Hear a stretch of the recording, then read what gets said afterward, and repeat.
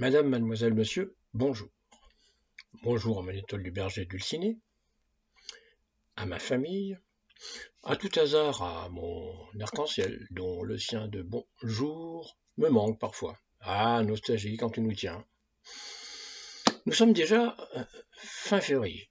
Il est donc bien trop tard pour vous souhaiter une bonne année et tout le baratin qui suit. Bonne santé, prospérité, etc., etc., etc.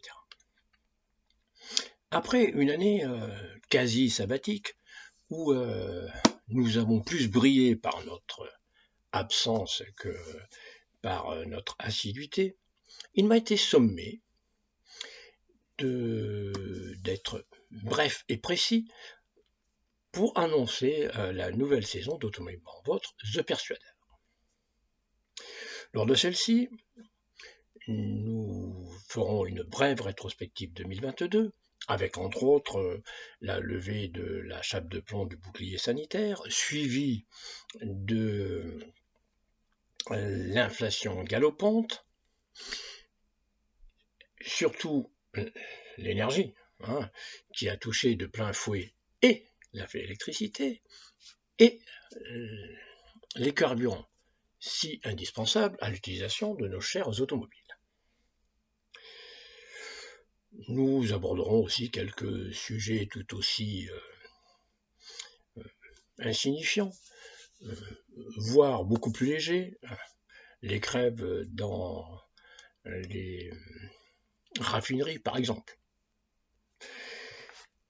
Nous évoquerons les 30 ans d'une icône automobile, futur collecteur à n'en pas douter, qui fait et fera les beaux jours des beaux quartiers, présenté au Salon de Paris 1992, avec son style si particulier, à commencer par sa face avant, acérée, façon biseau, un peu à la manière d'une Lamborghini Huracan, en moins prononcé tout de même, beaucoup moins même, et dont la troisième génération est mue par un moteur en position arrière, comme la Porsche 911. C'est dire.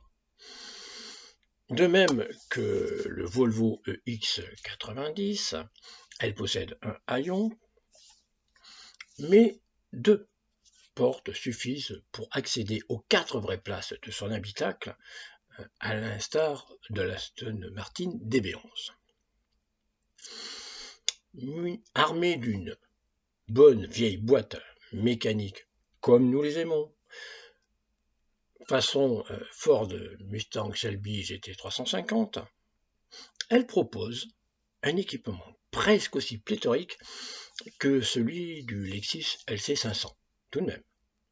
Pourtant, elle est ni italienne, ni allemande. Pas plus suédoise qu'anglaise d'ailleurs. Encore moins venue du pays de l'oncle Sam ou de celui du soleil levant. Non, tout simplement, comme la Bugatti Veyron, elle est une bonne française. Pur jus, elle. En ce qui concerne 2023, nous transformons en essai les précédents essais et roulages effectués et en proposerons des nouveaux. De nombreux anniversaires seront à souhaiter, célébrer. 2 nous tiennent particulièrement à cœur. Tout d'abord, celui de la naissance d'un coupé de grand tourisme il y a 60 ans, avec une mécanique au bruit si caractéristique qu'elle est reconnaissable entre 1000. Cylindre à plat, refroidi par air, et qui cumule plus de 1600 succès en compétition. Tour de Corse, Monte-Carlo, et surtout, plusieurs fois Le Mans. Son constructeur, dont l'initiale P est à elle seule synonyme de sportivité et d'originalité. Une ingéniosité très prosaïque de désigner par un nombre sa belle progéniture, de temps en temps associé à quelques lettres plus ou moins précisant, selon la version, à quoi nous avions affaire. Il y aura aussi les 45 ans de la remplaçante d'une version sportive d'une Sage berline. Mouture un peu plus délurée, essentiellement par augmentation de la cylindrée et du couple moteur, la puissance restant quasi identique.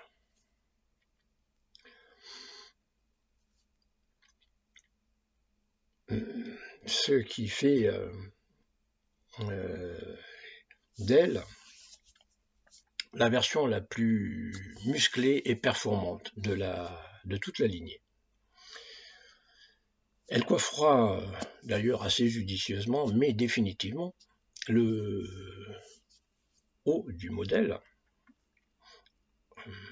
qui, en subissant quelques améliorations la rendant encore plus polyvalente, ira jusqu'à modifier son patronyme. Après ces quelques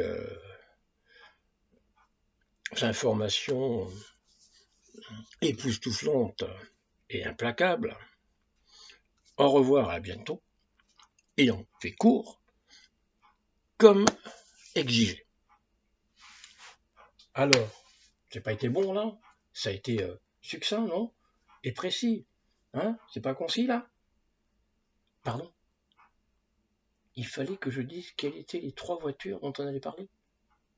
Mais ils vont bien l'avoir deviné avec tout ce que j'ai dit, non? Ah, mais il faut peut-être que je coupe. Oui, pardon.